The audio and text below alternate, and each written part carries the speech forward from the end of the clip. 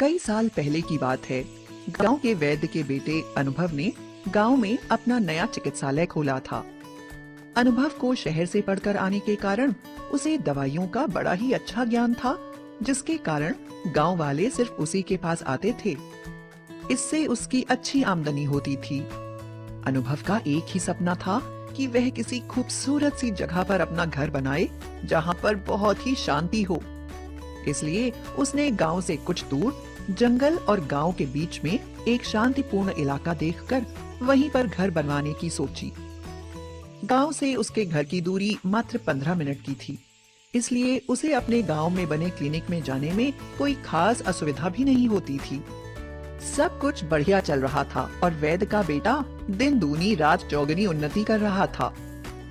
एक बार जब वह अपने घर से क्लिनिक गया तो उसने देखा कि चारों तरफ एक ही चर्चा हो रही है कि गांव में एक चुड़ैल आ गई है।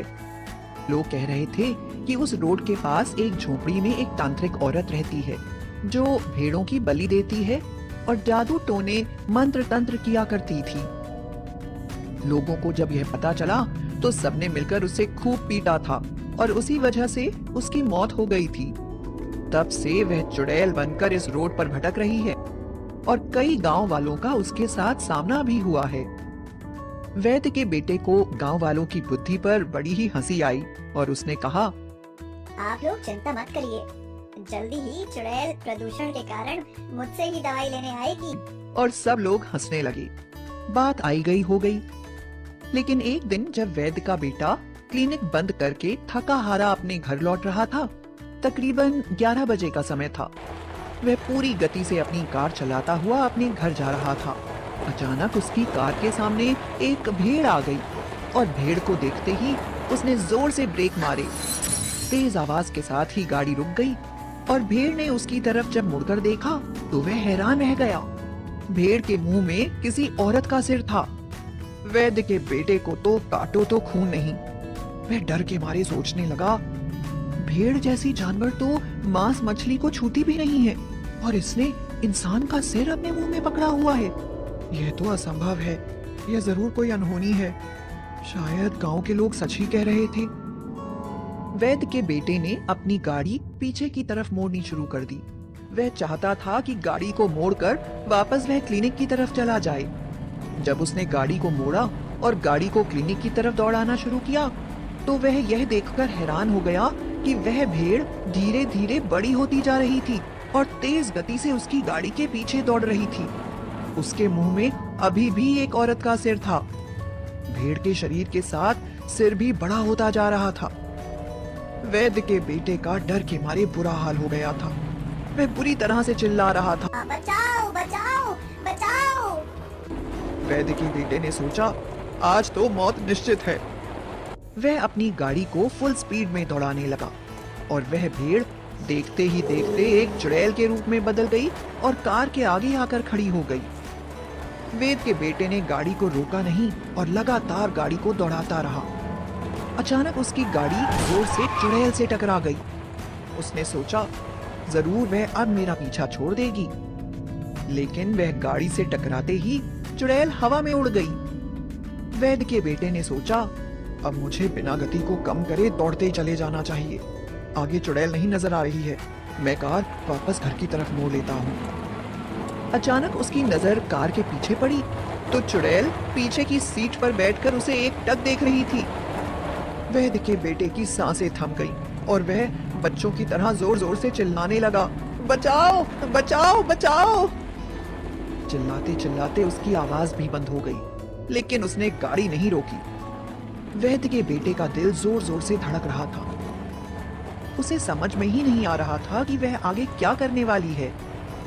अचानक वह पीछे की सीट से गायब हो गई और जब वह ना दिखी तो वह गाड़ी रोककर उसे ढूंढने लगा। अचानक ही उसकी बगल वाली सीट पर वह बैठी हुई नजर आई। वैद्य के बेटे ने बिना उसकी तरफ ध्यान दिए मन ही मन हनुमान चालीसा पढ़ते हुए गाड़ी को फिर से स्पीड में रख बढ़ाना शुरू कर दिया। चुड़ैल ने अपना सिर धड़ से अलग करा और उसे अनुभव के हाथ में रखकर बोली, इसे अपने पास संभाल कर रख लो, जल्दी ही मैं इसे लेने वापस आऊंगी। और यह कहकर गायब हो गई। अनुभव की बुद्धि पूरी तरह से बंद पड़ गई थी। उसे समझ में ही नहीं आ रहा था कि वह क्या करे। वह गाड़ी से उतरकर पागलों की तरह भागने लगा। उसने अपने हाथ की तरफ देखा तो उसमें एक सिर था जो जोर जोर से हंस रहा था। वैद्य के बेटे ने बड़ी कोशिश की कि वह सिर उसके हाथ से निकल जाए, पर वह उसके हाथों से चिपक गया था और सिर से हंसने की आवाज लगातार आ रही थी।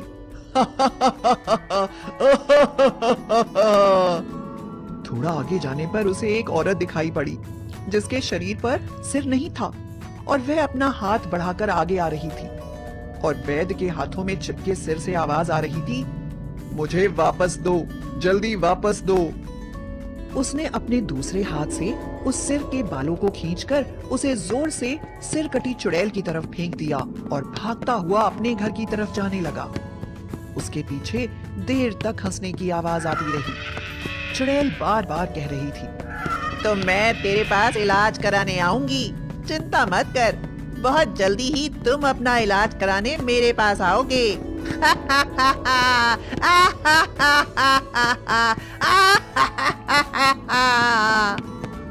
घर के दरवाजे पर पहुंचते ही अनुभव ने जल्दी से दरवाजा बंद कर लिया और जोर जोर से कांपने लगा।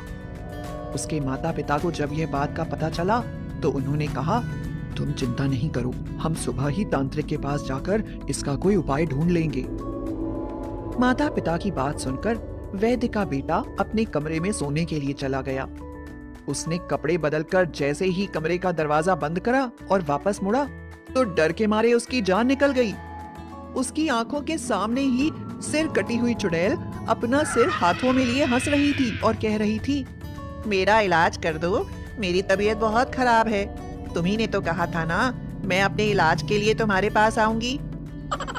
वैद्य का बेटा माफी मांगते हुए बोला, मैंने तुम्हारा कुछ भी नहीं बिगाड़ा है, तुम मेरे साथ ऐसा क्यों कर रही हो?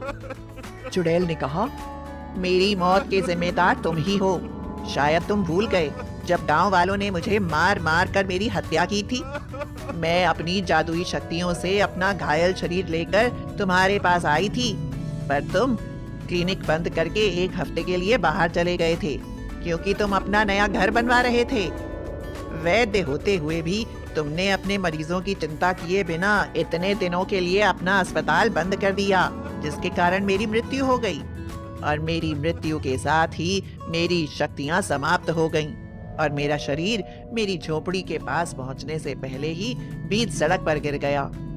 तेज रफ्तार से आते हुए एक ट्रक से मेरा सिर कट गया। मेरे सिर को दूर पड़ा देखकर मेरे द्वारा बलि चढ़ाई हुई भेड़ की आत्मा ने मेरे सिर को अपने मुंह में रखकर उसकी रक्षा की। इस सब की वजह सिर्फ तुम हो।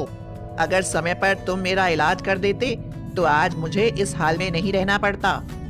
आज मैं अपनी जादुई शक्तियों से भी इसलिए जिंदा नहीं हो सकती क्योंकि मेरा सिर मेरे शरीर से अलग हो चुका है। वैद्य के बेटे ने कहा, लेकिन इसमें मेरी क्या गलती है? मुझे कैसे पता चलता कि कोई वहां पर घायल अवस्था में आ रहा है?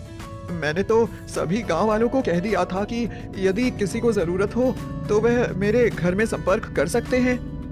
सिर कटी चुड़ैल बोली, मैं तुम्हें एक ही शर्त पर मुक्त कर सकती हूँ। अगर तुम वापस मेरे शरीर पर मेरा सिर सिल दो। जब मैं अपनी शक्तियों से वापस जीवित हो जाऊं तो मुझसे विवाह कर लो। वैद्य के बेटे के पास कोई दूसरा उपाय नहीं था, इसलिए उसने तुरंत ही सिर कटी चुड़ैल का सिर उसके धड़ से सिल दिया और कुछ मिनटों में ही वह वापस जीवित हो गई और विवाह के लिए जिद करने लगी। वैद्य के बेटे ने एक उपाय सोचा और कहा, विवाह से पहले मेरी यह शर्त है कि तुम्हें बताना होगा कि तुम्हारी मृत्यु का राज क्या है। कल को फिर तुम्हें कुछ हो गया तो मैं क्या करूंगा? इसलिए पहले मुझे यह बताओ ताकि मैं तुम्हें सुरक्षित कर सकूं। चुड़ैल ने सोचा, लगता है यह मुझसे प्यार करता है, इसीलिए तो मुझसे मिलने के बाद अब मेरी जान की भी सुरक्षा करना चाहता है। वह बोली, अगर कोई मेरे शरीर को जला दे तो मेरी मृत्यु हो सकती है। वैद्य के बेटे ने तुरंत ही घर के अंदर अपने कमरे में आग जलाई और चुड़ैल से बोला, हमारे यहाँ विवाह में आग के चारों तरफ चक्कर लगाने होते हैं। मेरा हाथ पकड़कर यह प्रथा पूरी करो तो हमारा विवाह हो जाएगा। चुड़ैल खुशी खुशी इसके लिए तैयार हो गई और वैद्य के बेटे के साथ आग के आसपास चक्कर लगाने लगी। मौका देखकर वैद्य के बेटे ने चुड़ैल को जलती हुई आग में धकेल दिया और मिनटों में ही उसका शरीर धू धू धू करके जलने लगा और देखते ही देखते वह जलकर राख बन गई।